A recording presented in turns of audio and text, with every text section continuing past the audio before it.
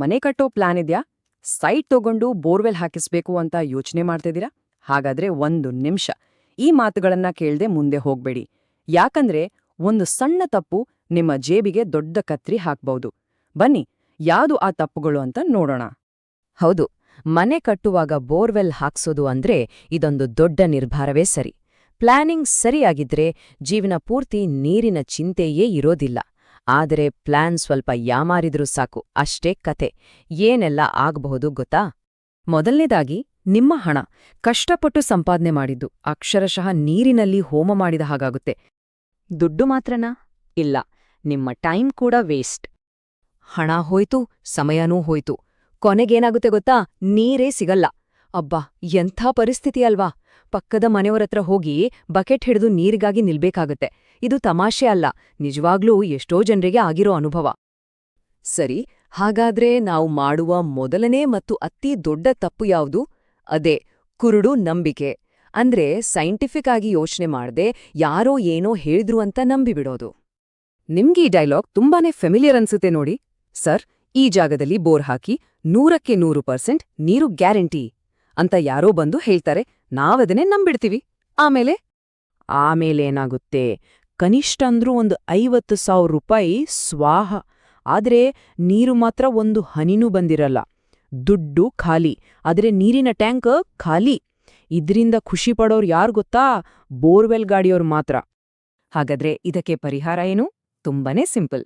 ಈ guess work ಎಲ್ಲ ಬಿಟ್ಟು ಸೈನ್ಸ್ನ ನಂಬಿ. ಒಬ್ಬ ಒಳ್ಳೆ ಹೈಡ್ರೋಜಿಯಾಲಜಿಸ್ಟ್ ಅಂದ್ರೆ ಅಂತರ್ಜಲ ತಜ್ಞರಿಂದ ಒಂದು ಸರ್ವೆ ಮಾಡಿಸಿ.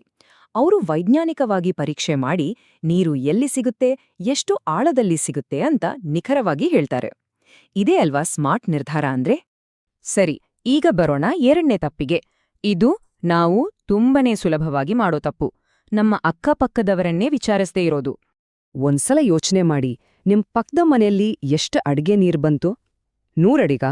500 ಅಡಿಗ? ಅವರ ಬೋರ್ವೆಲ್ಲಲ್ಲಿ ಇನ್ನೂ ನೀರ್ ಬರ್ತಿದ್ಯಾ ಅಥವಾ ಬತ್ತಿ ಹೋಗಿದ್ಯಾ? ಈ ಸಿಂಪಲ್ ಪ್ರಶ್ನೆಗಳನ್ನ ಕೇಳದೆ ಸುಮ್ನೆ ಹೋಗಿ ಬೋರ್ ಹಾಕ್ಸೋದು ಅಂದ್ರೆ ಎಕ್ಸಾಮ್ಗೆ ಓದದೆ ಹೋಗಿ ಕೂತ್ ಹಾಗೆ. ರಿಸಲ್ಟ್ ಏನಾಗತ್ತೆ ಅಂದ್ರೆ ನಿಮ್ಗೆ ಗೊತ್ತು. ಮೂರನೇ ತಪ್ಪು, ಇದು ತುಂಬಾನೇ ಸೀರಿಯಸ್ ಆದ ತಪ್ಪು. ನಾವು ಭೂಮಿಯಿಂದ ನೀರನ್ನ ತೆಗಿತೀವಿ ಅಷ್ಟೇ, ಆದ್ರೆ ಅದಕ್ಕೆ ವಾಪಸ್ ಕೊಡೋ ಯೋಚನೆನೇ ಮಾಡಲ್ಲ. ಅಂದ್ರೆ ವಾಟರ್ ರೀಚಾರ್ಜ್ ಬಗ್ಗೆ ತಲೆನೇ ಕೆಡ್ಸ್ಕೊಳ್ಳಲ್ಲ. ಇದನ್ನ ಹೀಗೆ ಅರ್ಥ ಮಾಡ್ಕೋಬಹುದು. ನಿಮ್ಮ ಬ್ಯಾಂಕ್ ಅಕೌಂಟ್ನಿಂದ ದುಡ್ಡು ಡ್ರಾ ಮಾಡ್ತಾನೆ ಇದ್ರೆ, ಡೆಪಾಸಿಟ್ ಮಾಡದೇ ಇದ್ರೆ ಏನಾಗುತ್ತೆ? ಒಂದು ದಿನ ಅಕೌಂಟ್ ಖಾಲಿ ಆಗುತ್ತೆ ಅಲ್ವಾ? ಅಂತರ್ಜಲ ಕೂಡ ನಮ್ಮ ಬ್ಯಾಂಕ್ ಬ್ಯಾಲೆನ್ಸ್ ಇದ್ದ ಹಾಗೆ. ರೀಚಾರ್ಜ್ ಮಾಡಲೇಬೇಕು, ಇಲ್ಲಾಂದ್ರೆ ಖಾಲಿ ಆಗೋದು ಗ್ಯಾರಂಟಿ. ಹಾಗಾದ್ರೆ ರೀಚಾರ್ಜ್ ಮಾಡೋದು ಹೇಗೆ? ಅದಕ್ಕೆ ಬೆಸ್ಟ್ ಸೊಲ್ಯೂಷನ್ ಅಂದ್ರೆ ರೈನ್ ವಾಟರ್ ಹಾರ್ವೆಸ್ಟಿಂಗ್ ಅಥವಾ ಮಳೆ ನೀರು ಕೊಯ್ಲು. ಪ್ರೊಸೆಸ್ ತುಂಬಾನೇ ಸಿಂಪಲ್. ನೋಡಿ, ಒಂದನೇದು, ಮನೆ ಮೇಲೆ ಬೀಳೋ ಮಳೆ ನೀರನ್ನ ಕಲೆಕ್ಟ್ ಮಾಡಿ. ಎರಡನೇದು, ಅದನ್ನ ಫಿಲ್ಟರ್ ಮಾಡಿ. ಮೂರನೇದು, ಆ ನೀರನ್ನ ಬೋರ್ವೆಲ್ ಪಕ್ಕದಲ್ಲೇ ಒಂದು ಇಂಗುಗುಂಡಿ ಮಾಡಿ ಭೂಮಿಗೆ ಬಿಡಿ. ಇದು ನಮ್ಮ ಕರ್ತವ್ಯ ಕೂಡ ಹೌದು. ಮುಂದಿನ ತಪ್ಪು ಅಂದ್ರೆ 4ನೇ ತಪ್ಪು. ಇದು ನಮ್ಮ ಆರೋಗ್ಯಕ್ಕೆ ಸಂಬಂಧಿಸಿದ್ದು, ತುಂಬಾನೇ ಅಪಾಯಕಾರಿ. ಅದೇನಪ್ಪಾ ಅಂದ್ರೆ ಸೆಪ್ಟಿಕ್ ಟ್ಯಾಂಕ್ ಮತ್ತು ಬೋರ್ವೆಲ್ ನಡುವೆ ಸೇಫ್ ಡಿಸ್ಟೆನ್ಸ್ ಇಡದೇ ಇರೋದು. ಯೋಚನೆ ಮಾಡಿ, ಸೆಪ್ಟಿಕ್ ಟ್ಯಾಂಕ್ ಪಕ್ಕದಲ್ಲೇ ಬೋರ್ವೆಲ್ ಇದ್ರೆ ಆ ಕಲುಷಿತ ನೀರು ನಮ್ಮ ಕುಡಿಯೋ ನೀರಿಗೆ ಸೇರ್ಕೊಳ್ಳೋ ಚಾನ್ಸಸ್ ತುಂಬಾನೇ ಇರುತ್ತೆ. ಅಂದ್ರೆ ನಾವು ಕುಡಿಯೋದು ನೀರಲ್ಲ, ರೋಗಗಳ್ನ. ಹಾಗಾಗಿ ಯಾವಾಗ್ಲೂ ಇಂಜಿನಿಯರ್ ಹತ್ರ ಮಾತಾಡಿ ಎಷ್ಟು ದೂರ ಇರ್ಬೇಕು ಅಂತ ಪಕ್ಕಾ ಮಾಡ್ಕೊಂಡು ಆಮೇಲೆ ಕೆಲ್ಸ ಶುರು ಮಾಡಿ. 5ನೇ ತಪ್ಪು, ಇದು ನಾವು ದುಡ್ಡು ಉಳಿಸೋಕ್ ಹೋಗಿ ಜಾಸ್ತಿ ಖರ್ಚು ಮಾಡ್ಕೊಳ್ಳೋ ತಪ್ಪು. ಅಂದ್ರೆ ಚೀಪ್ ಕ್ವಾಲಿಟಿ ಮಟೀರಿಯಲ್ಸ್ ಬಳಸೋದು. ಅಗ್ಗದ ಮೋಟರ್ ಹಾಕಿಸೋದು, ಕಳಪೆ ಪೈಪ್ ಬಳಸೋದು, ಲೋ ಕ್ವಾಲಿಟಿ ವೈರಿಂಗ್ ಹಾಕೋದು. ಇದ್ರಿಂದ ಏನಾಗುತ್ತೆ? ಸ್ವಲ್ಪ ದಿನದಲ್ಲೇ ಮೋಟಾರ್ ಸುಟ್ಟು ಹೋಗುತ್ತೆ, ಪೈಪ್ ಕ್ರ್ಯಾಕ್ ಆಗುತ್ತೆ, ವೈರಿಂಗ್ ಪ್ರಾಬ್ಲಮ್ ಶುರುವಾಗುತ್ತೆ. ಆಮೇಲೆ ನೋಡಿ, ಉಳಿಸಿದ್ದಕ್ಕಿಂತ ಡಬಲ್ ದುಡ್ಡನ್ನ ರಿಪೇರಿಗೆ ಅಂಟ ಸುರಿಬೇಕು. ಅಬ್ಬಾ, ಅದೊಂದು ದೊಡ್ಡ ತಲೆನೋವು. ಸೊ ಇದಕ್ಕೆ ಸೊಲ್ಯೂಷನ್ ಏನೋ? ಒಂದೇ ಮಾತು, ಒಮ್ಮೆ ಖರ್ಚು ಮಾಡಿದ್ರೂ ಒಳ್ಳೆ ಕ್ವಾಲಿಟಿ ಮೆಟೀರಿಯಲ್ಸ್ ಮೇಲೆಯೇ ಇನ್ವೆಸ್ಟ್ ಮಾಡಿ. ಒಂದು ಸಲದ ಇನ್ವೆಸ್ಟ್ಮೆಂಟ್ ವರ್ಷಗಟ್ಲೆ ನೆಮ್ಮದಿ ಕೊಡುತ್ತೆ.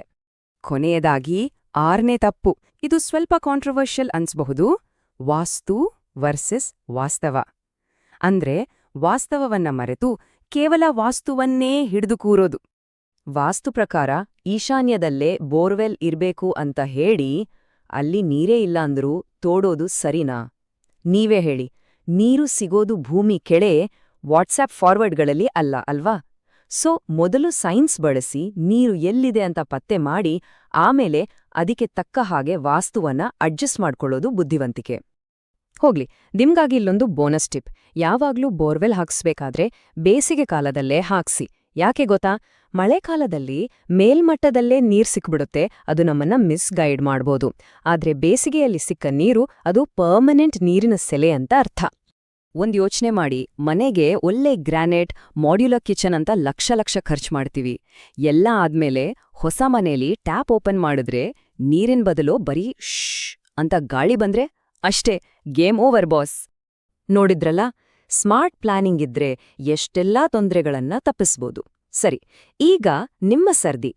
ನಿಮ್ಮ ಏರಿಯಾದಲ್ಲಿ ಸಾಮಾನ್ಯವಾಗಿ ಬೋರ್ವೆಲ್ ಹಾಕ್ಸಿದ್ರೆ ಎಷ್ಟು ಅಡಿಗೆ ನೀರ್ ಸಿಗುತ್ತೆ? ದಯವಿಟ್ಟು ಕೆಳಗೆ ಕಮೆಂಟ್ಸ್ನಲ್ಲಿ ತಿಳಿಸಿ. ನಿಮ್ಮ ಒಂದು ಕಮೆಂಟ್ ಬೇರೆಯವರಿಗೆ ತುಂಬಾನೇ ಹೆಲ್ಪ್ ಆಗಬಹುದು.